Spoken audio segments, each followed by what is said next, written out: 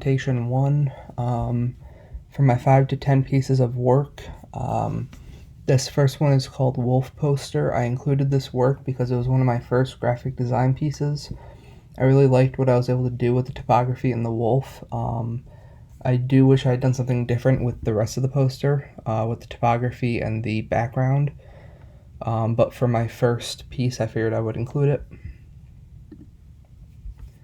This next one is called Split. I made it in my advanced 2D art class. I created it with cut up copies of a painting I had done. It helped show me that something doesn't have to be technically difficult to be successful. I really like this one because I just took a painting I made, took copies of it, cut it into pieces, and then glued it back together. And it made a whole new different piece of work.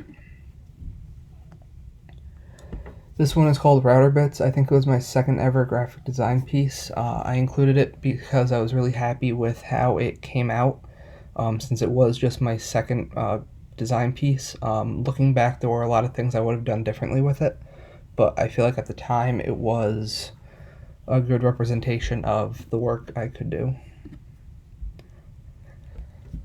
This is my wire shoe I made, again, for my 3D art class.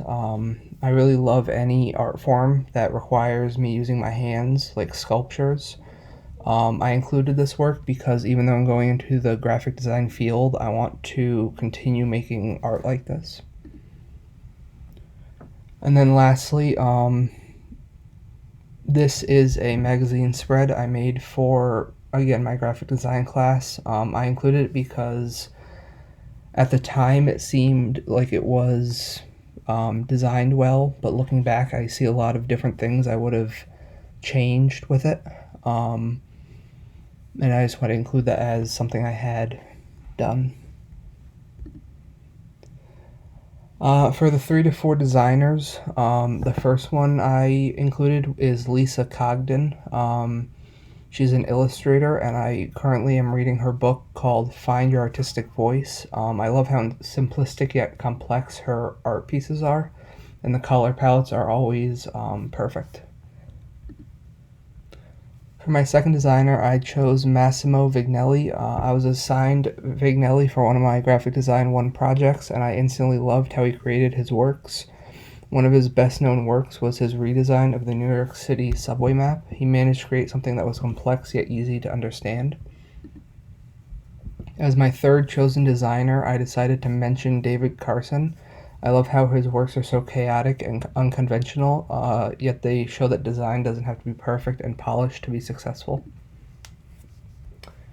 And then for my 2 to 3 resources, the first one is a website called 99 Designs. It's a resource that helps connect designers to clients, but also on their webpage they have design inspiration and a bunch of other helpful tools for designers to use.